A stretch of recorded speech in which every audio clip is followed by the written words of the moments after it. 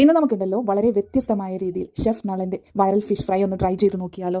അധികം മസാലപ്പൊടികളൊന്നും ചേർക്കാതെ കരിച്ച് പൊരിച്ചും കളയാതെ നമുക്ക് വളരെ ഈസി ആയി ഫിഷ് ഫ്രൈ അദ്ദേഹം പറയുന്നത് പോലെ നമുക്കൊന്ന് ചെയ്തു. വാഴയില അങ്ങോട്ട് വിരിക്കുക, അതിൽ മുകളിലേക്ക് കരിവേപ്പില ബെഡ് ചെയ്യുക, അടുക്കി കറിവേപ്പില അടുക്കി വെച്ച് അതിലേക്ക് പച്ച വെളിച്ചെണ്ണ ഒഴിക്കുക. ഒഴിച്ചതിന് ശേഷം ആ കരിമീനായാലും ചാളയായാലും ലേശം പച്ച വെളിച്ചെണ്ണയും ഉപ്പും കുരുമുളകും പുരട്ടുക. പച്ച വെളിച്ചെണ്ണ, ഉപ്പ്, കുരുമുളക് പുരട്ടുക. ലേശം ഈ കുരുമുളകിന് പകരം ഏറ്റവും ബെസ്റ്റ് കാന്താരിയും കരിവേപ്പിലയും കൂടെ അരച്ച് ചേർക്കുന്നതാണ്. കാന്താരി ഇല്ലെങ്കിൽ കുരുമുളക് അങ്ങോട്ട് പുരട്ടിയിട്ട് ഈ എണ്ണ അങ്ങോട്ട് ചൂടാവുന്ന സമയത്ത് ഇതിനെ ഓരോന്നിനെ ആ പാത്രത്തിലോട്ട് അടുക്കണം.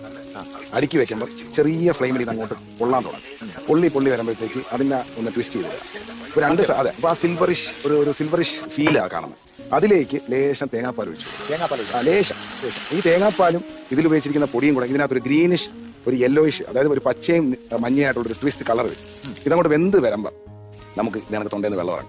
അപ്പോൾ നമ്മുടെ വൈറൽ ഫിഷ് ഫ്രൈ ഇവിടെ റെഡി ആയിട്ടുണ്ട്. എല്ലാവരും ഈ രീതിയിലൊന്ന് ട്രൈ ചെയ്ത് നോക്കാൻ മറക്കരുത്. വ്യത്യസ്തമായ ഒരു രുചി തന്നെയാണ്. ഇതുപോലുള്ള റെസിപ്പീസിന് വേണ്ടി പേജ് ഫോളോ ചെയ്യാൻ മറക്കില്ല കേട്ടോ.